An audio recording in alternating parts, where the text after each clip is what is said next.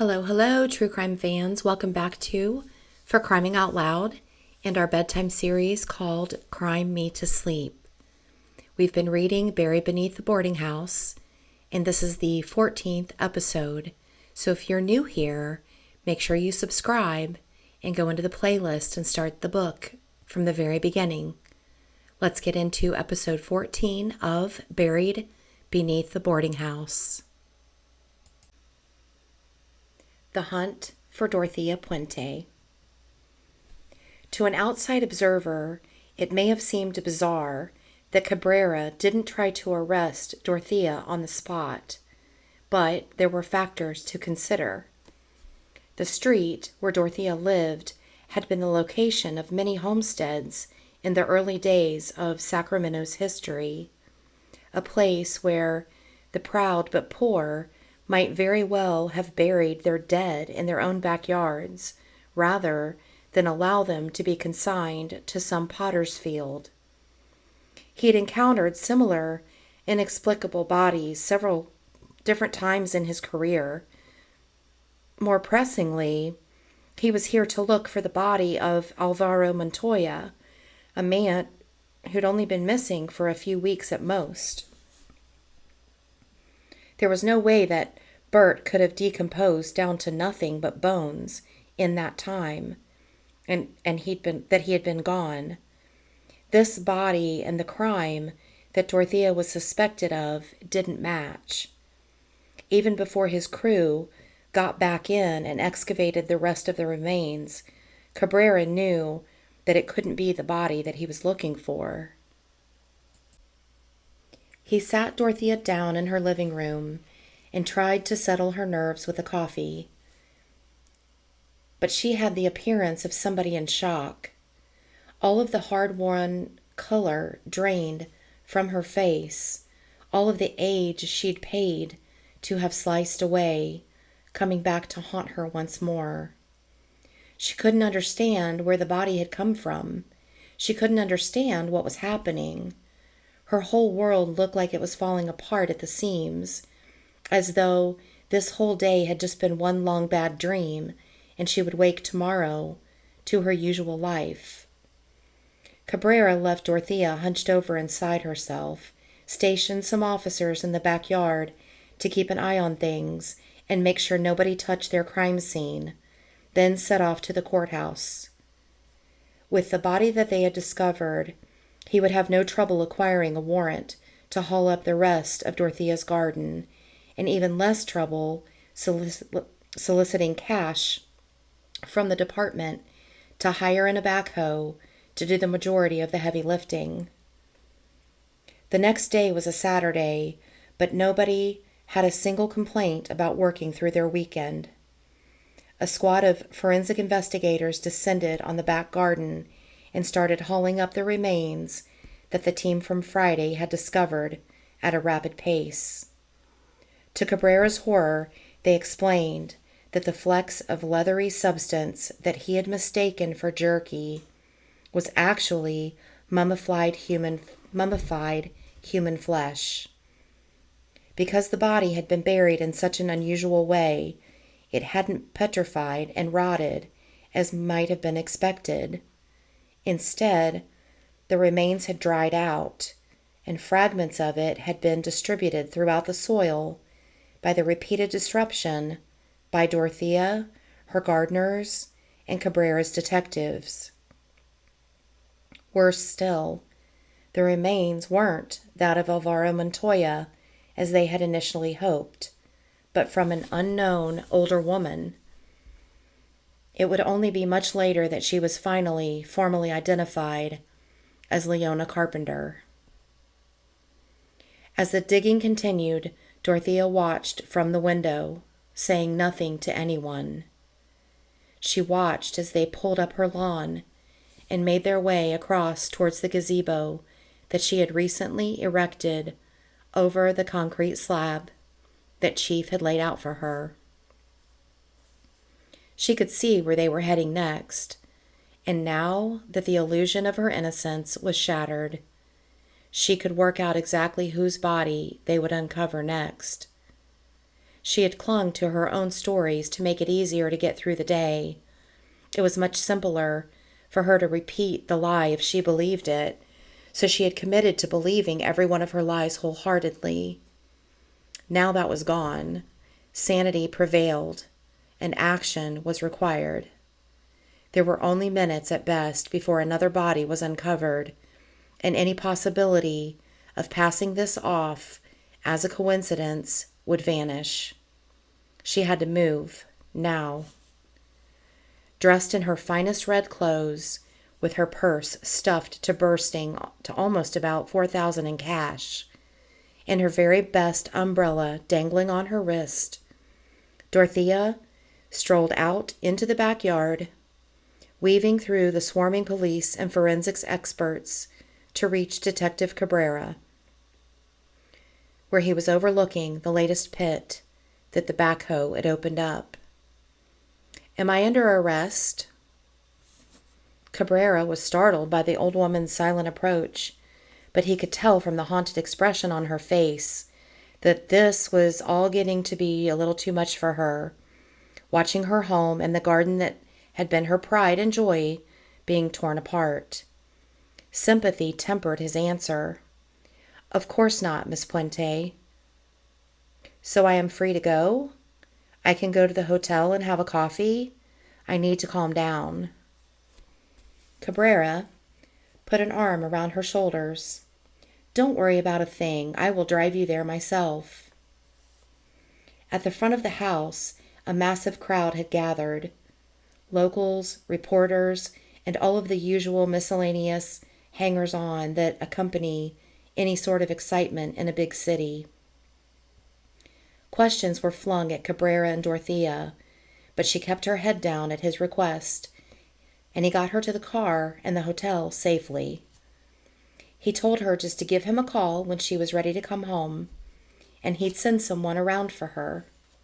And then he left her there.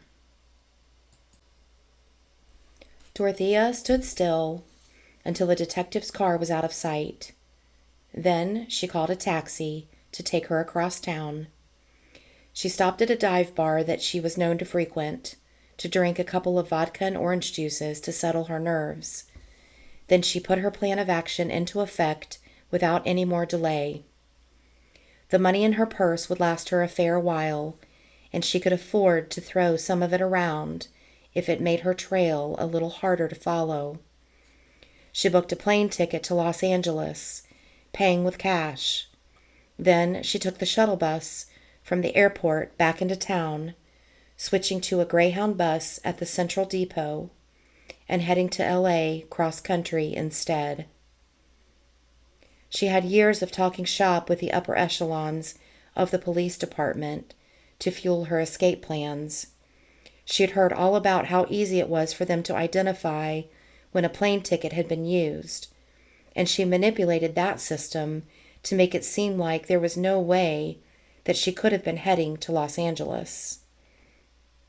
It was the kind of twisted genius that had helped her evade capture throughout all of the preceding years, the perfect grasp of human psychology that let her manipulate everyone around her with ease.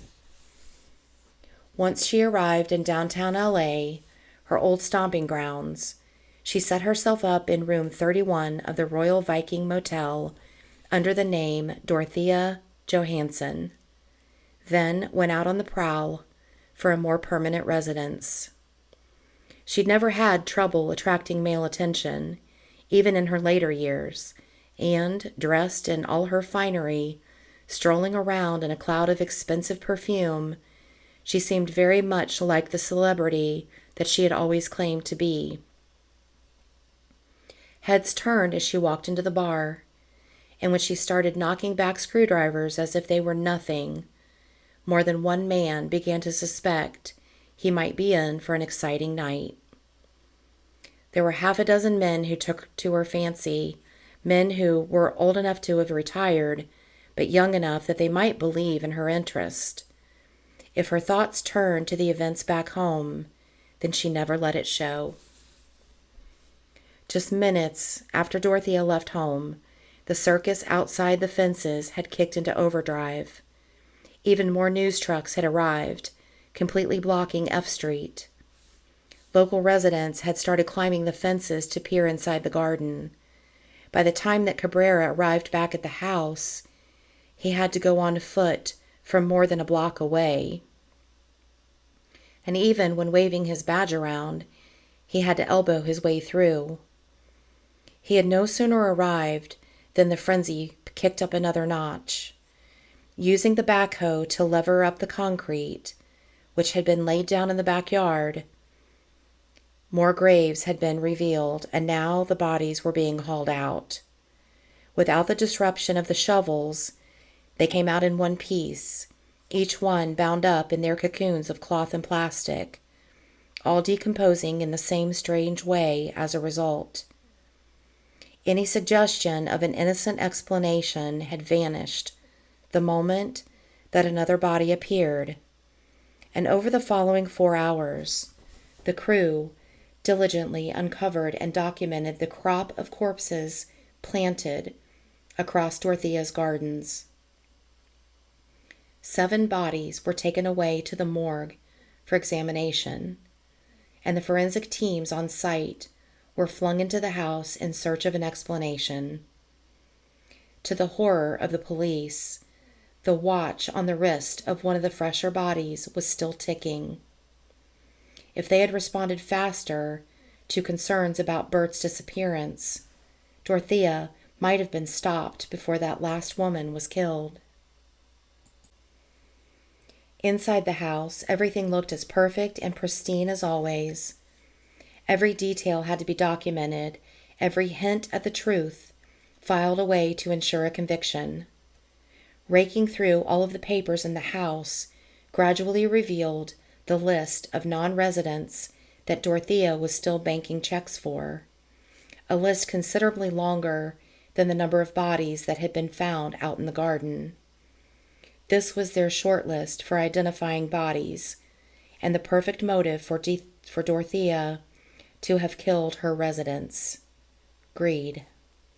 Still, they pressed on through the rest of the house, documenting every scratch on the woodwork or stain on the carpet, sending so many samples out for testing to the local forensic labs for weeks to follow.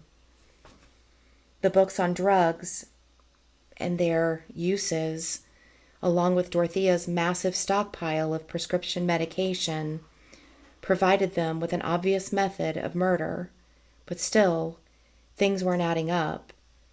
Where was she killing her victims? The reports from the longtime residents of the boarding house had indicated that she often took people up to her rooms, and then they'd vanish overnight. So it was there that the team focused their efforts. But if the rest of the house looked pristine, Dorothea's rooms looked downright polished, a luxury apartment stowed away on top of the rather drab fixtures of the lower levels, with the bouquet of her many perfumes still hanging thick in the air. More documents and more drugs were found around the rooms, squirreled away in unexpected places, but still no clear sign of any forensic evidence that might tie Dorothea directly to the murders. It was only when they peeled back the veneer of civilization that they could discover the truth.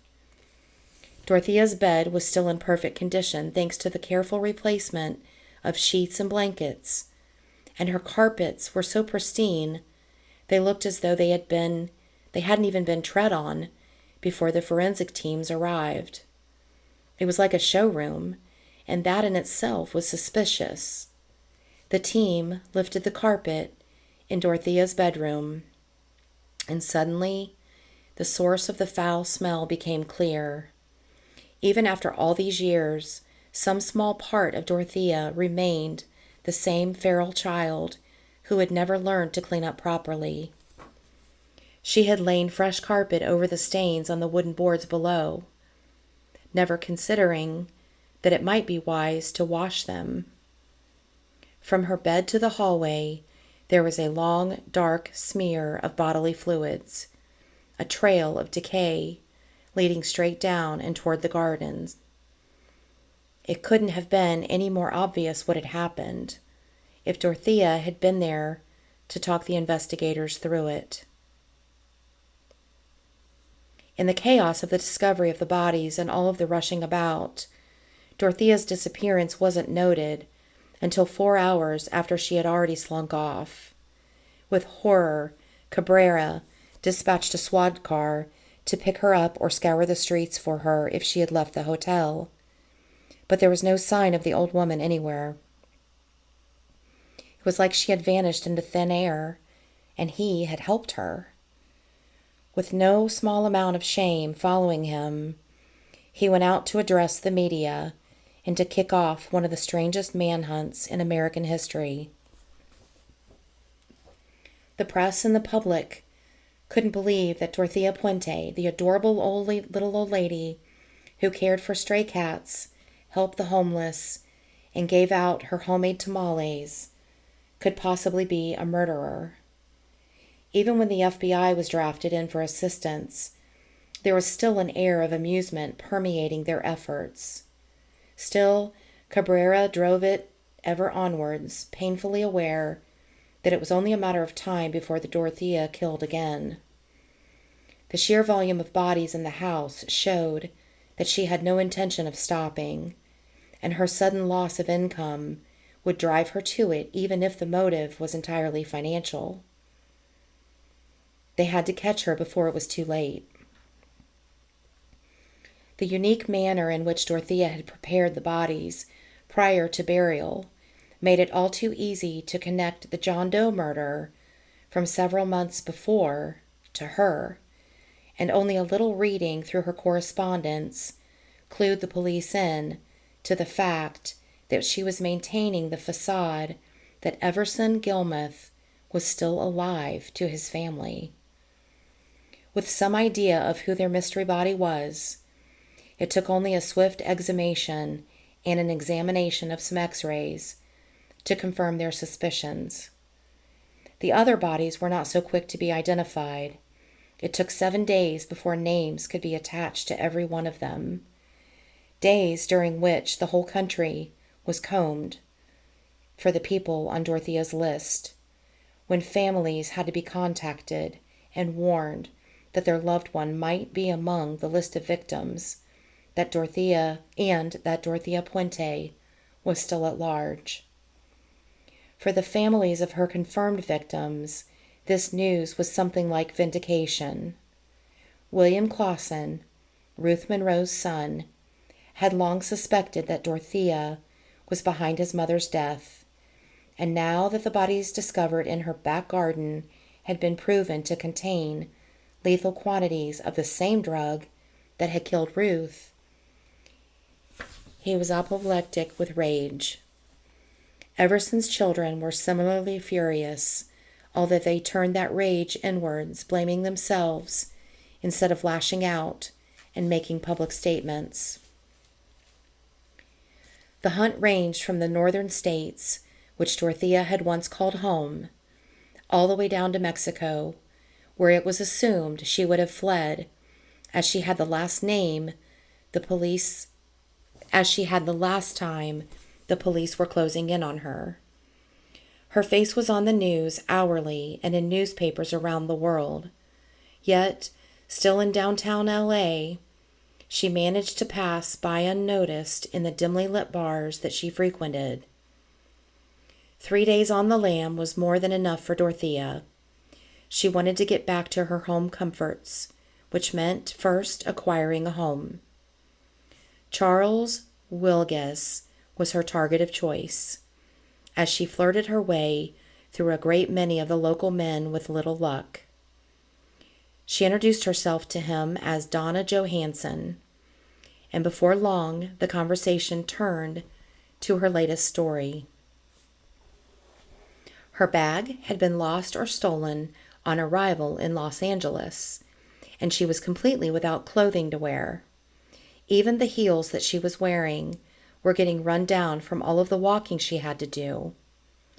Taking pity on her, Charles led her over the street to a cobbler, whom he paid to do some repair work on her shoes. Donna was most impressed with his generosity, asking how he came by money to spare. He explained that he received disability benefits. At once, her face lit up, and she started telling him about all the supplemental benefits he was probably entitled to, but didn't know about. He was amazed by the breadth of her knowledge, if a little perplexed as to how a woman who was so obviously well off knew so much about the United States benefit system. She was soon pressing him for details about his living situation, trying to finagle herself an invitation back to his place. At first, he thought that she was just incredibly forward, but gradually he realized that she seemed considerably more interested in his home than she was in him. A few little alarm bells were ringing in his mind as he walked her back to the Royal Viking, but they parted on good terms, with Charles offering to take her about town the next day to buy some replacement clothes. It was only when he got home that his suspicions began to fester. There was no way that his Donna was the Dorothea woman who was on the news all the time. Even if she was weirdly fascinated with his benefits and a bit pushy with her demands that they start living together, that didn't mean that she was a murderess on the run. He didn't have the confidence to call the police about the situation, but the local press was another matter entirely. He was fairly sure he had seen Donna on the news that morning, but he couldn't be certain, so he called them up and ended up speaking to CBS editor Gene Silver. Silver asked him to watch the next news bulletin to check the picture, but then got a call back when CBS failed to show a picture during that broadcast. Sensing that a story was afoot, Silver drove around to visit Charles himself, bringing a photo of Dorothea along for positive identification. It only took Charles one look to be certain. Dorothea Puente was Donna. The next morning, Dorothea was awakened by a hammering on her hotel door. When she opened it, she was momentarily dazzled by the flashing of camera bulbs. The press had found her, and there was no way that they were going to take a step back now that she was being arrested. The officer on the scene asked Donna for some identification, and, cornered with no time to think, she handed over her own. Dorothea Puente was arrested and put onto a flight back home the same day, chartered by the Sacramento Bee newspaper. The whole flight home, she was surrounded by the press, hounded with questions. For the first time, she had no story to spin and no desire for the attention. All that they got from her throughout the whole journey was the half-hearted beginning of a denial. I cashed the checks, yes, but I never killed anyone. And the somewhat more sinister confession. I used to be a good person once.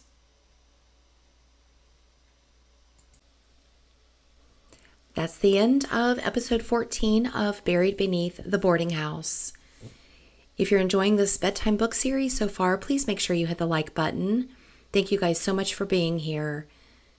Until next time, good night.